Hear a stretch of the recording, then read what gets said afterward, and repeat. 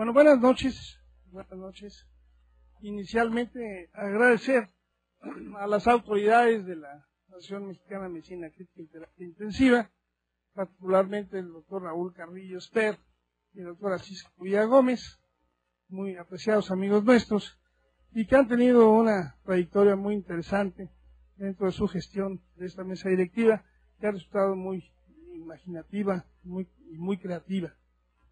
Entonces yo los felicito por todas sus realizaciones y bueno, les agradezco la invitación a estar con ustedes.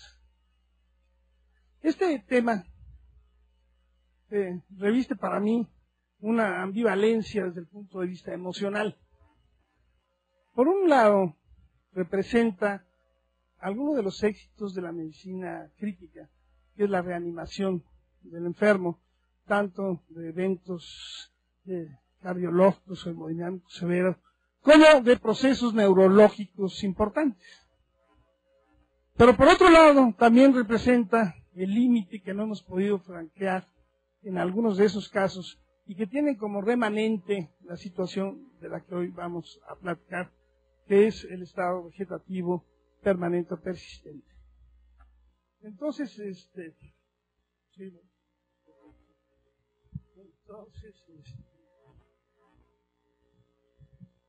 les voy a platicar que hace poquito más de 3 años y pocos meses, un día me dirigía yo a tener una comida al restaurante del Lago con el doctor Alfredo Sierra, con el doctor Jesús Martínez Sánchez. Iba yo en mi automóvil y en el momento exacto de llegar al restaurante, recibí una llamada en mi celular. Y era un íntimo amigo mío, psiquiatra, compañero del hospital, que me informaba que su esposa, también muy amiga nuestra, compañera de golf, tener amigos era algo muy importante.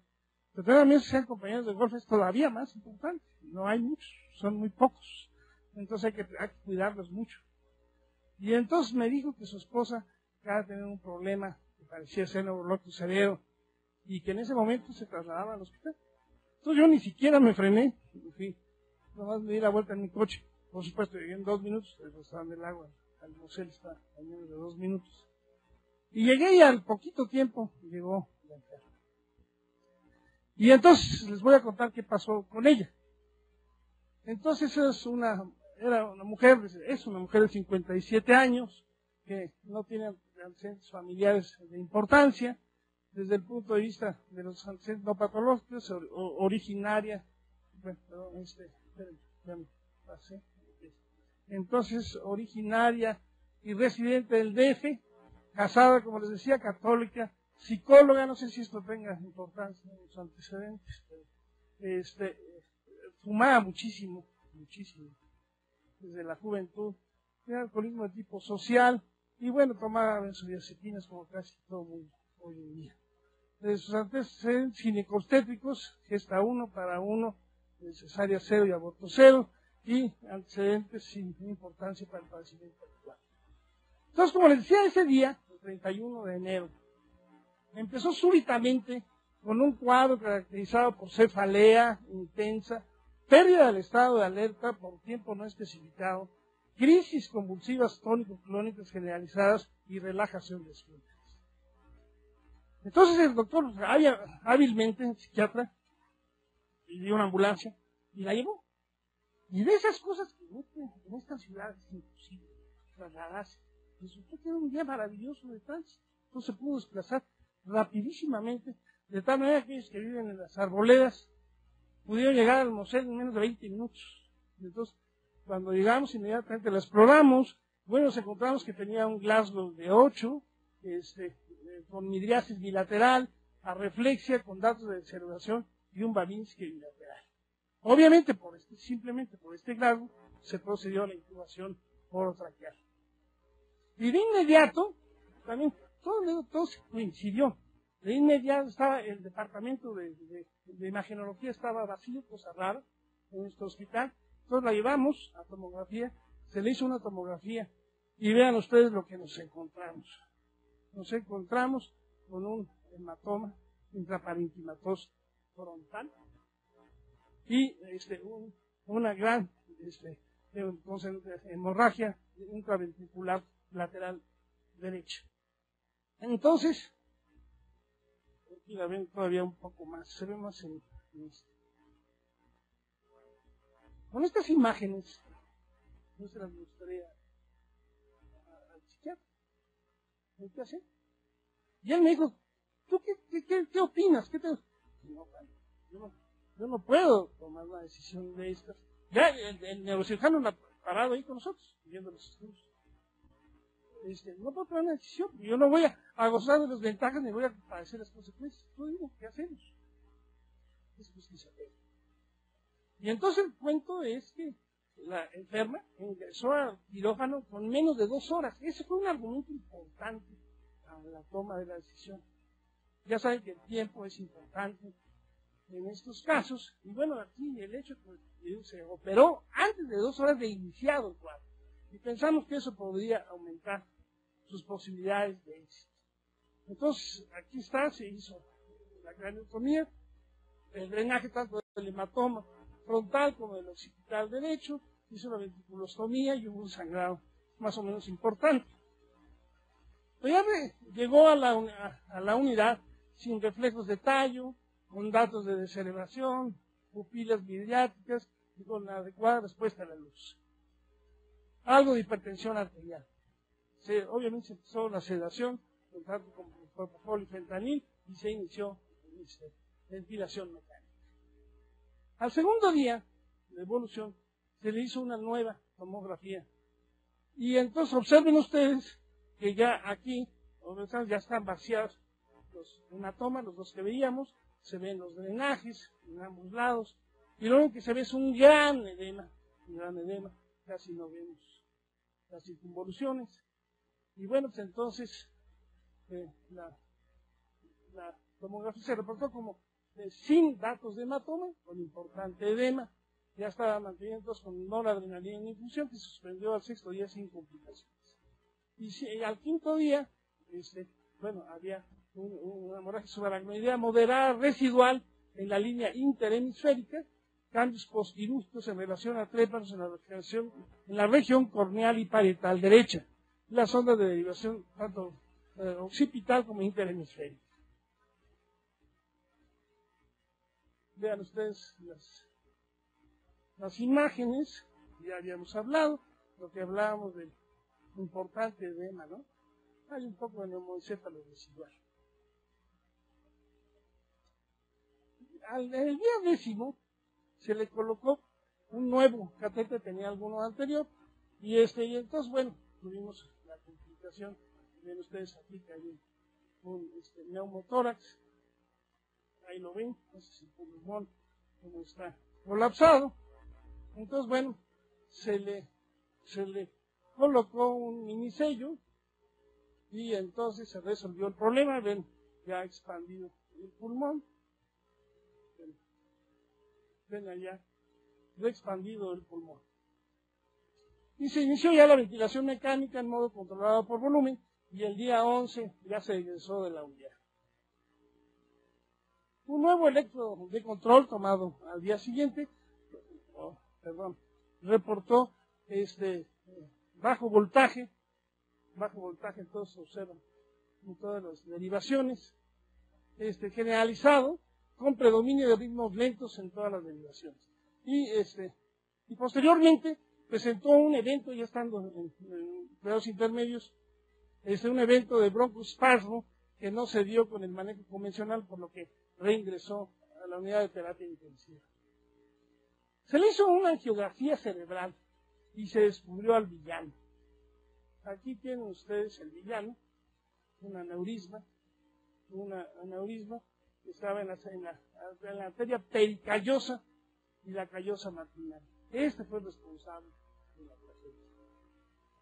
Entonces, bueno, se embolizó y además se le pusieron coils de platino sin complicaciones.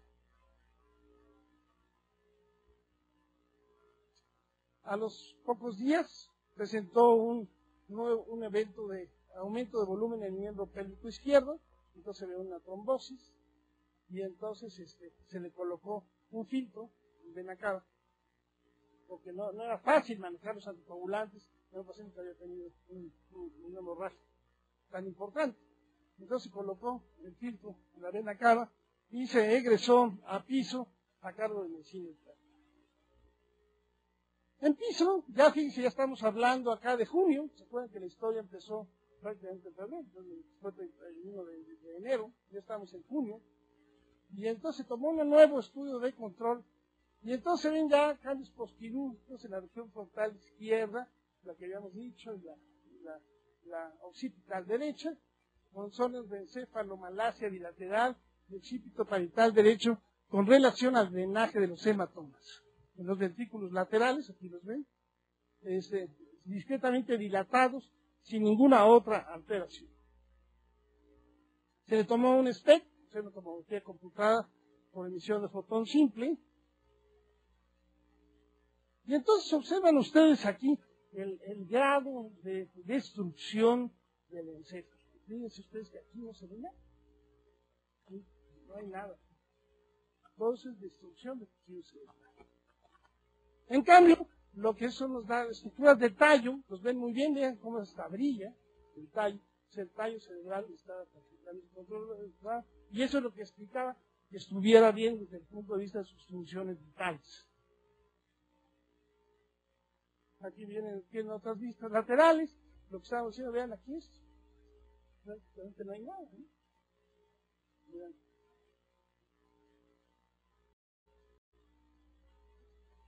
Y entonces hicimos una tomografía por emisión de positrones, un PET, y volvemos a comprobar lo mismo. Vean ustedes aquí, las zonas, casi no hay nada. Ahorita van a ver una imagen. Conforme bajamos, sí se empieza a ver ya más estructuras. Y claro, cuando llegamos al tallo, bueno, vemos imágenes muy brillantes, ¿no? Eso está perfectamente conservado. Ya tienen visiones laterales, miren ustedes esto. La tragedia, ¿no? No hay corteza cerebral. No hay corteza cerebral, esa es la realidad. ¿Sí? Aquí tienen otras imágenes. Y bueno, aquí viene una visión 360 grados. Y entonces ven lo que platicábamos. Observen ustedes. Aquí, vean aquí, esto no hay nada, ¿verdad? En cambio, lo que decíamos, vean el tallo. Ok. Ese fue el caso. Entonces, mi queridísima Leti quedó en estado vegetativo persistente, inicialmente y permanente después. Esto hace 3 años y medio. Sigue en esa situación. Y bueno, tristemente, lo lógico es que seguirá así. Y entonces vamos a revisar este tema. Y entonces, lo que platicábamos al principio, que el estado vegetativo persistente permanente es una consecuencia de la multiplicación en la capacitación en las maniobras de reanimación cardiopulmonar y de las técnicas de apoyo de los enfermos neurológicos graves. Bueno, la historia se remonta hasta el siglo XIX, donde Huxley propuso que el nivel de conciencia se relaciona con la integridad y la funcionalidad de la corteza cerebral. O sea, lo que determina la conciencia es el estado de la corteza cerebral.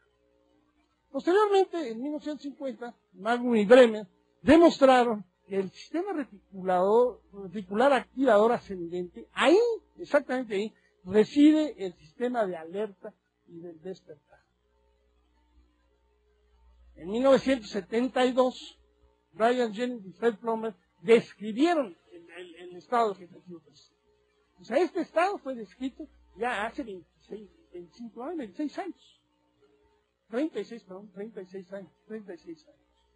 Y entonces el artículo que ellos publicaron se llamó así, Persistent Vegetative State After Brain Damage. Y bueno, posteriormente ha habido una serie de equivalencias y de sinónimos, y entonces algunos han llamado estado vegetativo crónico, estado vegetativo persistente, para el cual, para hablar de estado vegetativo persistente, se requiere una evolución mínima de 1 mes. En tanto que para hablar de estado vegetativo permanente, que algunos lo dicen como no reversible, o sea, se necesita 3 a 12 meses, siempre y cuando no sea de origen isquémico, porque todas las cosas pueden cambiar. Y algunos otros le llaman mutismo aquinético, estado apático, coma vigil, coma alfa, muerte neocortical o inconsciencia permanente. Fundamentalmente, en lo que consiste este problema, es en una ausencia de la conciencia y de las funciones cognitivas y emocionales con conservación de las funciones vegetativas. El enfermo respira, tiene su presión arterial correcta, su frecuencia cardíaca adecuada, su frecuencia respiratoria, toda la función se conserva perfectamente. Lo único que no tienen son funciones cognitivas y, por supuesto, emocionales. Entonces hay una desconexión, un aislamiento de la corteza cerebral y del tálamo de las aferencias del tronco del encéfalo. Es el resultado de la asociación del funcionamiento del tronco del encéfalo y la pérdida total de la función cerebral cortical. Entonces, lo que sucede es que las estructuras vitales del tronco del encéfalo están dañadas. Ese es el meollo del problema. Un daño de las estructuras encefálicas vitales. Y claro, esto conduce a un cuadro de coma irreversible. Hay quien lo clasifica como transitorio, progresivo, persistente o permanente. Entonces, se llama transitorio cuando ocurre como en la etapa de fase de recuperación de daño cerebral, o sea, algún proceso neurológico severo, y el enfermo queda así por unos días y posteriormente se recupera. Se habla de progresivo cuando ocurre durante la evolución de una enfermedad degenerativa primaria del sistema nervioso central. Y se habla de persistente cuando hay un daño cerebral agudo. La manifestación clínica, y esto es muy importante señalarlo, es porque se presentan ciclos de sueño y vigilia. O sea, el enfermo duerme muy bien, a veces hasta envidiablemente, duerme muy bien y despierta, entonces tiene sus ciclos muy bien establecidos. Y durante esos ciclos se pueden presentar movimientos involuntarios e incluso gruñidos, lágrimas o sonrisas del enfermo. Ríe, llora, etc. Y esto, claro, a la familia le queda un desconcierto. No, pues, se está riendo y él se está riendo conmigo. Ese es el asunto que no es cierto. No se ríe y llora, pero el asunto es que es sin propósito. No muestran comprensión ni capacidad de expresión del lenguaje, ni reconocen a familiares. La familia se engaña porque quiere hacerlo así. Y entonces, no, es que sí me reconoce porque mire, si yo le amo. La realidad, los movimientos y las respuestas que no son respuestas a ese estímulo. Son cosas que se producirían independientemente del estímulo. Pero la familia así lo interpreta. Entonces, hacia mediados del siglo XX, se efectuaron en algunos laboratorios experiencias neuroquirúrgicas con anestesia local, en las cuales se demostró que puede haber lesiones de áreas extensas de la corteza y sin que ocurran alteraciones de la conciencia. O sea, parece ser que la conciencia es una situación que el organismo conserva celosamente a pesar de daños extensos. Entonces, lo que quiere decir es que cuando hay alteraciones de la conciencia, el daño tiene que ser muy severo, porque de lo contrario no ocurriría así. El sustrato anatómico del problema es que la integración cognitiva y emocional requiere de la conservación de las aferencias y eferencias de la médula espinal y al tronco del encéfalo y de los núcleos talámicos y de la corteza cerebral, tanto la frontal como la parietal y la temporal interna. Entonces, por lo tanto, la destrucción del tálamo o de la corteza cerebral hace imposible el estado de conciencia. Las causas que pueden condicionar esto se han dividido en agudas y crónicas. Las agudas son básicamente las traumáticas y no traumáticas. De estas destaca la anoxia cerebral, es probablemente la más frecuente de las que vemos especialmente en las unidades de terapia intensiva, y bueno, y en algunas ocasiones vemos por encefalopatía metabólica, etc.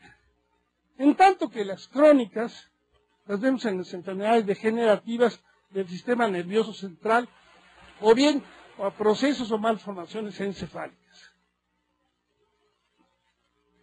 Esta fotografía, ustedes oyeron hablar de Terry Schiavo, que fue una chica que en el año de 2005 hubo un gran escándalo en los Estados Unidos porque estaba en estado vegetativo permanente desde hacía más de 7 años. Y entonces el esposo, que era el tutor legal, pidió que se le quitaran las sondas de alimentación nasogástrica que tenía para alimentación, con objeto de permitir que muriera. Y entonces los papás que eran una pareja católica muy religiosa, se escandalizaron y pelearon esta decisión. Y se hicieron, para ser fácil, 18 juicios. Y en una de esas cosas que tiene la vida, lo captaron los conservadores americanos, entre ellos el presidente Bush. Y en forma totalmente indebida, el Senado de los Estados Unidos intervino y emitió una ley que se llamó la ley Terry, que ella se llamaba Terry Schiavo. Hicieron una ley especialmente para este caso, diciendo que no se debía escribir. Los papás apelaron a la Suprema Corte de Justicia, y la Suprema Corte de Justicia imprimó que era totalmente anticonstitucional la actitud del Senado, y que totalmente inhibía la participación del presidente de los Estados Unidos, y que, por supuesto, se desconectara inmediatamente.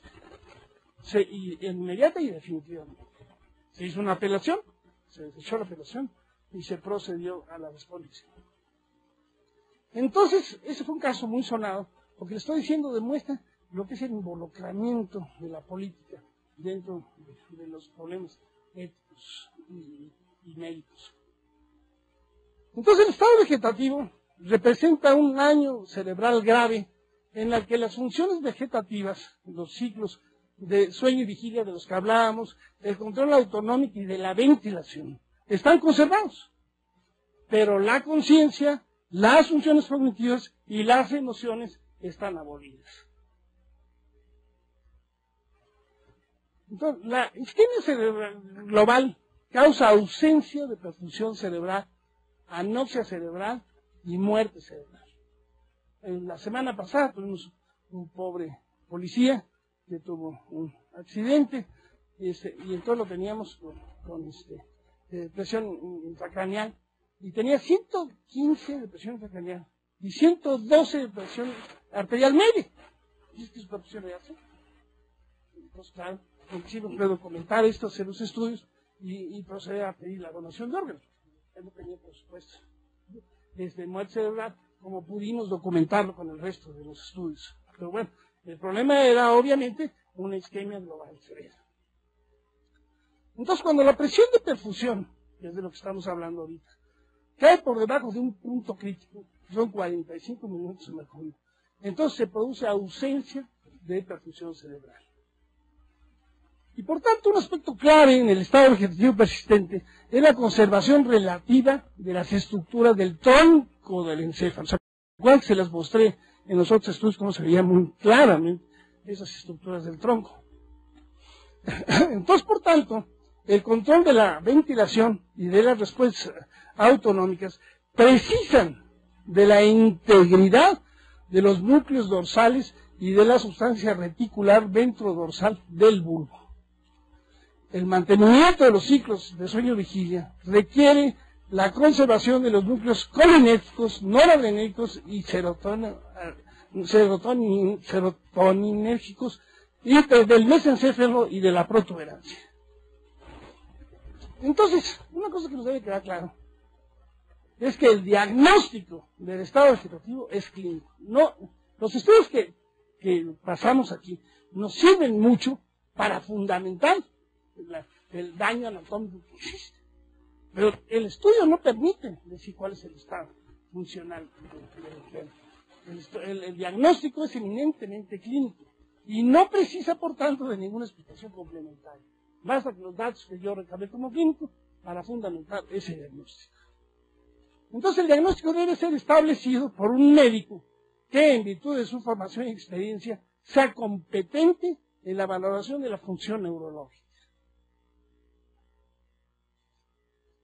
No hay evidencia para hacer el diagnóstico. Reunimos varios conceptos. Uno, primero, no hay evidencia de conciencia del paciente o de su interrelación con el medio, ni capacidad de interacción con otras personas. Es el primer elemento. Segundo, no hay evidencia de respuestas voluntarias reproducibles, tanto intencionadas como sostenibles, ante estímulos visuales, auditivos, táctiles o nociceptivos. Uno les hace estímulos, enfermos de todos tipos, y no hay absolutamente ninguna respuesta. Y no hay evidencia de comprensión o expresión del lenguaje. Ya hablábamos de que hay fases intermitentes de vigilia con presencia de ciclos de sueño y vigilia. Las funciones autonómicas del tronco encefálico y del hipotálamo están suficientemente preservadas para permitir la sobrevida con cuidados médicos adecuados y de enfermería. Son enfermos que van a necesitar el resto de su vida pues de cuidados, de aseo. Generalmente desarrollan fases de contracción generalizada de todos los músculos. Y entonces hay que estarles dando fisioterapia. Requieren de muchos cuidados, es la verdad. Fácilmente se infectan, hay que tener mucho cuidado con ellos, etc. Existe, por supuesto, incontinencia fecal y urinaria. Los reflejos de los pares craneales, tanto el fotomotor y corneal, el lóculo cefálico, el lóculo vestibular, el nauseoso y el tusígeno, y los reflejos espirales se encuentran conservados en forma variable. Algunos están más claros que otros. Lo que hablamos de los estudios diagnósticos, ninguno de los datos del electroencefalograma o de imagen tienen valor localizador específico y podrían existir lesiones transitorias no identificables por estos métodos que sean responsables del daño cerebral irreversible. Entonces, cuando ya estamos hablando del estado vegetativo persistente o permanente, entonces esta entidad orienta a un daño hemisférico severo con daño mínimo a nivel del tallo cerebral, como lo vimos en los estudios que les mostré. ¿Cuándo lo vemos con mayor frecuencia dentro de las unidades de terapia intensiva? Como una consecuencia del paro cardiorrespiratorio. Entendiendo a el paro cardiorrespiratorio como un acontecimiento inesperado, breve y agudo. Los estudios que se han hecho demuestran que hay una sobrevida extrahospitalaria cuando se atiende fuera del hospital de 1.4%. En tanto, esto varía de 1. Hasta 38% en los Estados Unidos. Recuerden que en Estados Unidos está muy desarrollada la medicina que se llama la prehospitalaria, o sea, los paramédicos, y esto, entonces, el 911, y todas estas cosas, entonces tienen un apoyo muy importante. Entonces llegan a tener resultados tan interesantes como este, ¿no? No es el caso de muchos países. En España, por ejemplo, tienen 10.1% y con una intrahospitalaria entre 0 y el 35%. El 5.5% de los enfermos que son atendidos de paro cardíaco es dado de alta hospitalaria con algún grado de alteración de la función neurológica, que puede variar entre leve a moderada. Y el 4 a 12% de estos enfermos quedan con afección neurológica grave o en estado de coma. La incidencia del estado vegetativo persistente es inferior al 14%.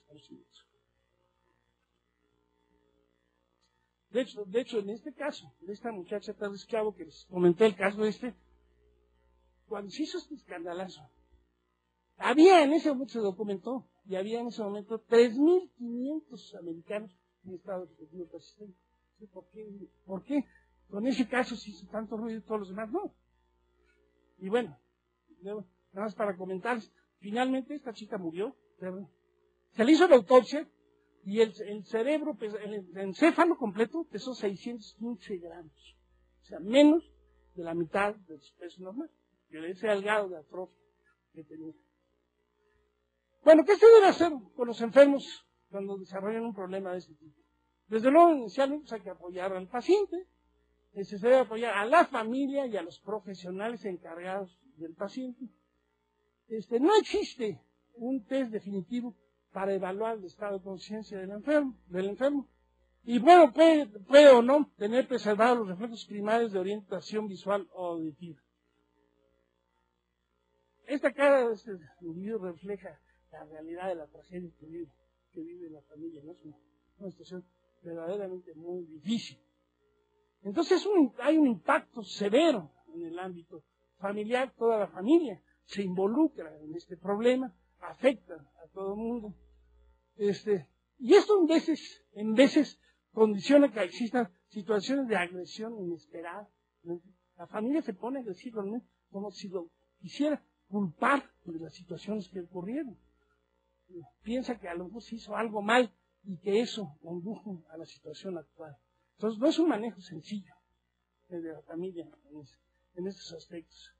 Y esto pues solo se puede lograr a través de comunicación y afecto adaptativo y tratar de efectuar cobertura de las carencias e incorporar a la familia al tratamiento. No se puede esto, no se puede ni se debe delegar en manos de enfermeras, aunque haya los recursos económicos para hacerlo. Es necesario incorporar a la familia para que ella se involucre y entienda el problema. La gran pregunta que nos hacemos es cómo se puede prevenir y pronosticar la evolución de la desfavorable de la encefalopatía posanóxica. ¿Cómo nosotros quisiéramos tener un sistema así? ¿Sabes qué? Ya párale aquí, porque ya desde este punto en adelante las posibilidades que tiene con daño cerebral son elevadísimas y mejor dejarlo así. Desgraciadamente, ¿no? Desgraciadamente, hoy por hoy, no tenemos nada que nos permita predecir qué es lo que va a pasar después de un periodo de anoxia. Y segundo, ¿qué debemos hacer con un estado vegetativo persistente? ¿Cuál es la postura ética con respecto al enfermo? Hay que tener algo que es muy importante. El enfermo no sufre. Este punto es importantísimo. El enfermo no sufre. Como no tiene conciencia, no tiene sensibilidad al dolor, entonces no sufre. Entonces, eso dificulta la toma de decisiones. Los que sufren son todos los que le rodean, pero él en sí mismo no. Y entonces esto complica la toma de decisiones éticas. El estado de coma anóxico, que decíamos que es el más frecuente en las unidades de terapia intensiva, es un estado de coma secundaria o un discreto episodio de isquemia cerebral global. Si no fuera discreto, pues se lo fallecería. Se diagnostica en los casos en los que ocurre después de la realización de un estímulo sensorial máximo, cumple los 3 siguientes criterios. Primero, no obedece órdenes. Segundo, no abre los ojos. Y 3, no pronuncia palabras comprensibles. Si se reúnen estos 3 criterios, después de un episodio de isquemia, uno puede pensar que estamos en presencia de un coma anóxico. En tanto que hablamos de encefalopatía anóxica, se llama así a cualquier alteración de la función encefálica clínicamente evidente, atribuible a un episodio discreto de isquemia cerebral global.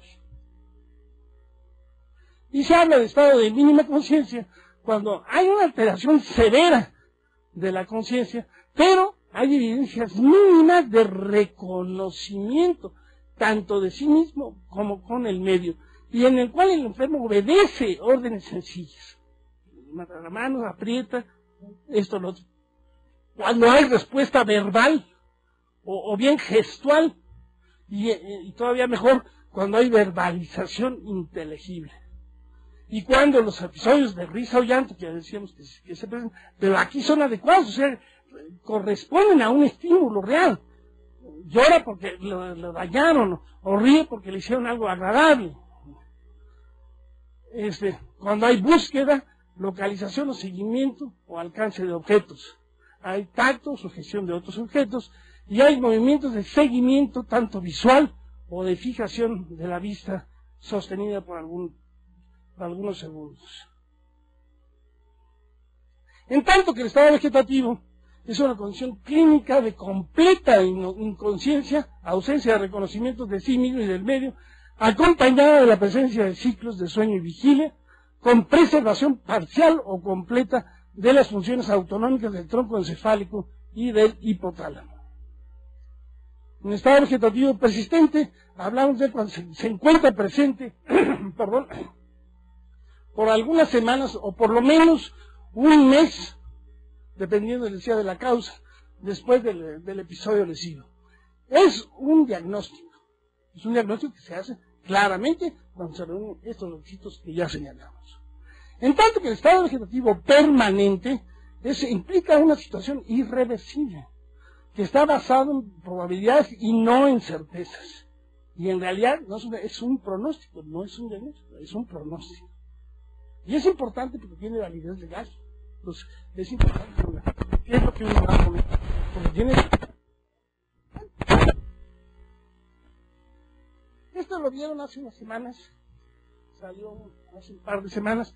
Es un caso en Italia, en la Lombardía, en la cual una chica que tenía 16 años, ¿saben qué?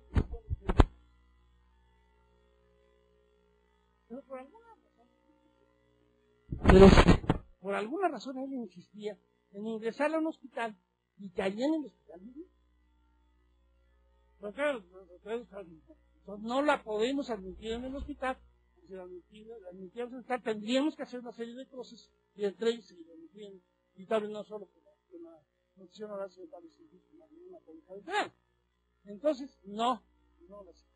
Y entonces esto me dio motivo, como ven, a discusión en un tribunal constitucional para decir quién tiene la atribución para decidir lo que se debe hacer. Es un caso que todavía está vigente, salió hace un par de semanas, nada más. Y entonces, bueno, los criterios de agrupación tenemos que entender que debe haber defectos de comunicación verbal y conductual, pérdida de la expresión intencionada, ausencia o de la expresión emocional, ordinaria y continuidad del estado formal de síntesis. ¿Cuál es el problema?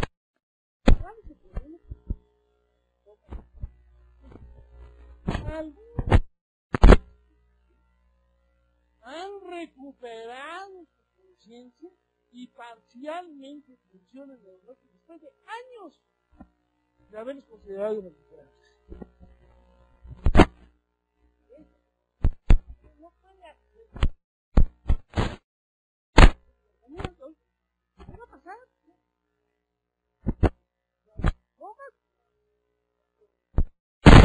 Lo más probable es que, desde luego, no se recupere, pero no es seguro. Y lo que sí es muy probable es que si se recupera, lo va a hacer parcialmente. O sea, va a haber una recuperación parcial de las funciones, pero va a haber una pérdida de las funciones irreversible. Pero hasta ahí puedo llegar. Y entonces esto complica mucho la toma de decisiones. Que no se puede predecir lo que finalmente va a suceder. Tuvimos una chica china, por cierto, que venía con su familia, 700 miembros de la familia, y aquí venían a comerciar, y tuvo un problema neurológico severo, y pensamos que iba a morir, y se le atendió. Se la llevaron a China de regreso. Y acabo de recibir semana, reportes, fotos, que atendieron, Carmona y otro grupo. Y pronto al doctor Martínez pues los conoce, los médicos que lo atendieron. Y ya tiene una recuperación espectacular. Nosotros pensamos que ha estado en un estado vegetativo persistente. Y bueno, ya ha tenido una recuperación cuando menos del 60% de las funciones. Ese es el problema. Ahora bien, los pacientes que se logran recuperar, ¿qué características? ¿En quién ocurre esto? Vemos como decía de la chinita, son pacientes jóvenes, habitualmente entre 15 y 18 años, que habitualmente tuvieron antecedentes de que hubo uso de fármacos que capaces de alterar la conciencia y que esto falseó la evaluación inicial. Si uno no tiene un cuidado en investigar adecuadamente esto, en veces no es posible separar hasta dónde llega el efecto de los fármacos y hasta dónde el problema de la enfermedad. Entonces, en veces se falsea el diagnóstico porque no se toma en cuenta apropiadamente la acción de los fármacos. Y luego hay otras situaciones que conducen a pseudoestados vegetativos. Y bueno, y dependerá mucho de la rehabilitación física y neuropsiquiátrica temprana. La clasificación pronóstica, que son en 3 grados, en el grado 1, es cuando existen todavía ciclos de sueño vigil y demostración de expresión emocional. Si hay expresión emocional, el pronóstico es bastante menor. En el grado 2, existen también los ciclos de sueño, pero no hay evidencia de la expresión emocional. Y en el grado 3, ni hay ciclos de sueño vigilia y puede o no haber apertura de los ojos. Y aquí en estos casos la mortalidad es hasta el 60% cada un año. Entonces, como siempre, pues, por supuesto, el pronóstico dependerá del factor causal. En un reporte estudiado en California durante un periodo de 15 años, veo que en 1021 pacientes seguidos por 15 años, el riesgo de mortalidad era tan solo de 8% por año. Recordar que esto es válido para sitios que tienen una gran cobertura de cuidados paliativos.